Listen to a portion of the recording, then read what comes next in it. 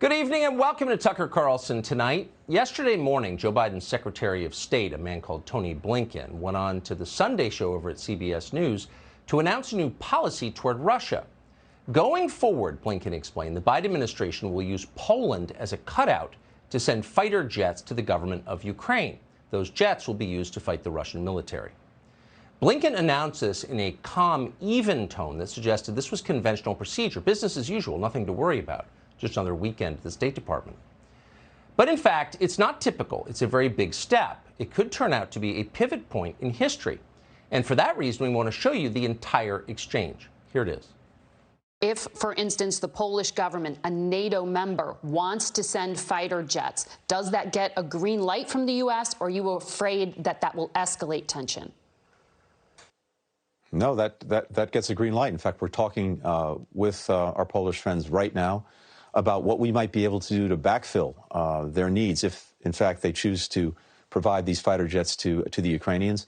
What could we do? How can we help to make sure that they get something to backfill the planes that they're handing over to the Ukrainians?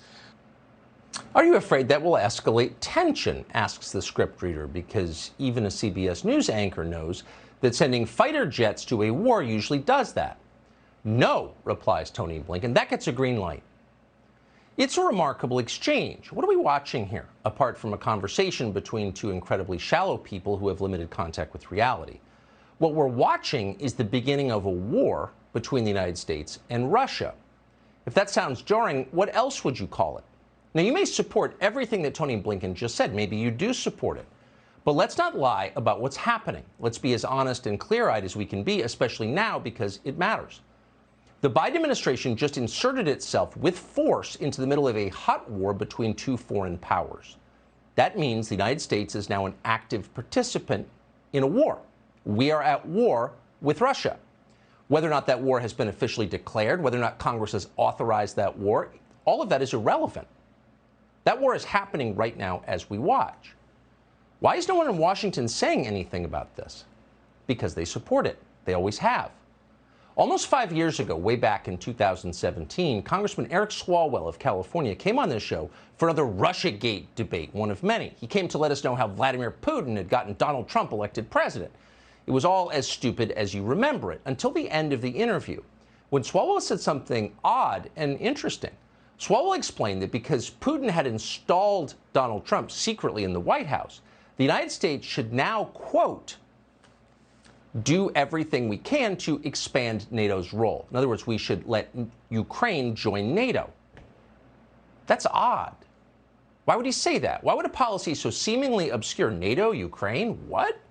Why would that be a priority for some forgettable congressman from the East Bay? Well, simple. Because getting Ukraine to join NATO was the key to inciting war with Russia. We didn't get it at the time. Now it's obvious. Vladimir Putin just invaded Ukraine because he didn't want Ukraine to join NATO.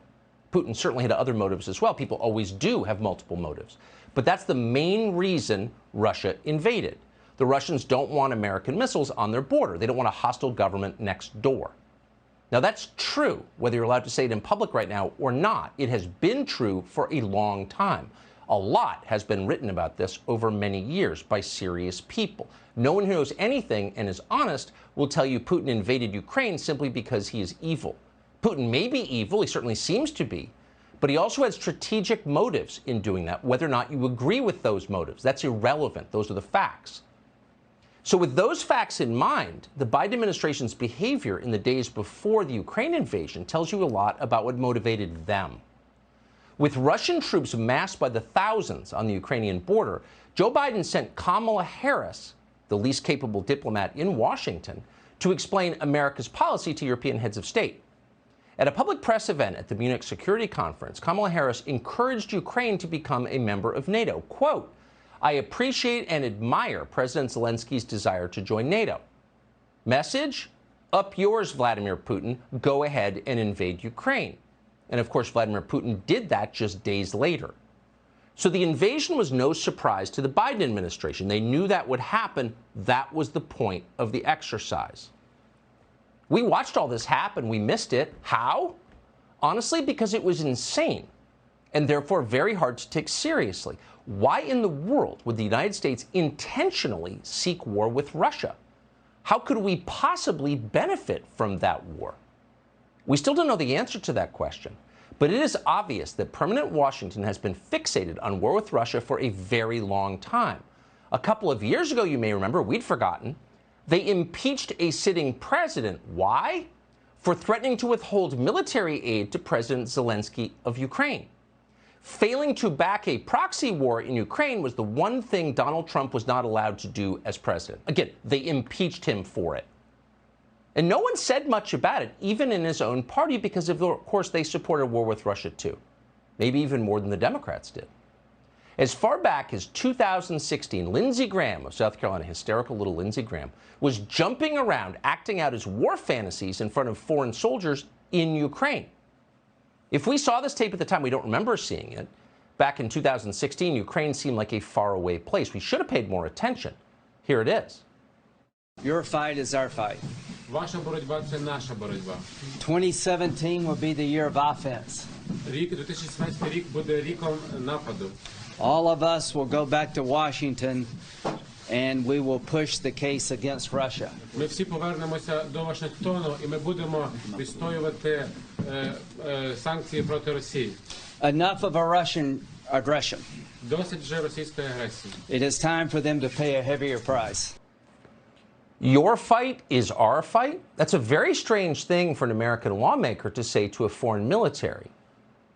Why would the Ukrainian government's fight in 2016 possibly be our fight? On what grounds is it our fight? What does that even mean? We don't know. And yet now it is demonstrably true. Ukraine's fight is our fight. Ukraine's war is our war. It's here, but most Americans did not see that coming. Yet permanent Washington certainly did. Permanent Washington understood that the second Vladimir Putin's forces rolled across the border into Ukraine, we would inevitably be on a course toward war with Russia. They knew. Here's the president of the August Council on Foreign Relations on the day of the invasion. We need now a responsive necessity to his war of choice. And there's got to be to raise the economic costs at home, to raise the military costs on the ground. I hate to be so blunt, but the most vulnerable thing that Putin's vulnerable to is dead Russian soldiers. So we have to make sure Ukraine has the means to resist. Dead Russian soldiers. At the time, that seemed a little bellicose right out of the gate. It had just happened. Maybe there's some way to de-escalate this. The invasion's terrible, but isn't America's role as steward of the West to make things better? Wouldn't a prompt Russian withdrawal from Ukraine be the wisest course for everyone, including and especially the Ukrainians, on whose behalf we claim to speak, but whose country would be leveled by a protracted war? You would think so, but that's not what anyone in Washington wanted. They wanted a war, and now they have one. So where's this going? That's the question for the rest of us who had no role in making these decisions. Well, it's worrisome. You should keep in mind that the U.S. government is currently run by the same people who planned the Afghanistan withdrawal, the ones who tanked the U.S. dollar, the people who run Baltimore, the ones who tried to send crack pipes to junkies. These are people with a long history of destroying things and no history at all of building anything. So a lot could go wrong.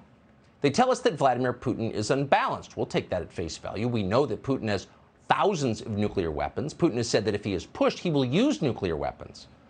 Could be wise to believe him. Harry Kazianis does believe him. Kazianis is a foreign policy analyst in Washington. Like a lot of people in his business, he regularly participates in government-sponsored war games.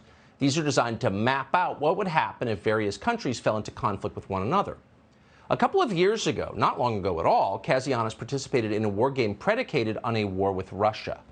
He wrote about this the other day in The Federalist, quote, "In the course of what we call the NATO-Russia war of 2019, we estimated 1 billion people died. 1 billion. And if we aren't careful, what happened in a simulation could happen if a NATO-Russia war erupts over Ukraine." That war has just erupted. Olá pessoal, tudo bem? Aqui é o Tradutor. Eu tô passando para te avisar que eu tô numa campanha para conseguir pelo menos mais 9 apoiadores. Esse canal não é monetizado, então totalmente depende de você. Eu preciso muito do seu apoio para manter esse canal atualizado e vivo, né, no ar. Os links para apoiar esse nosso projeto estão na descrição desse vídeo e no comentário fixado. Então é muito fácil e muito simples de apoiar. É graças a essas pessoas incríveis que eu posso estar trazendo conteúdo para vocês. E é isso aí, pessoal. Não se esqueçam de deixar seu like, seu comentário e até mais. Fui! Grande abraço.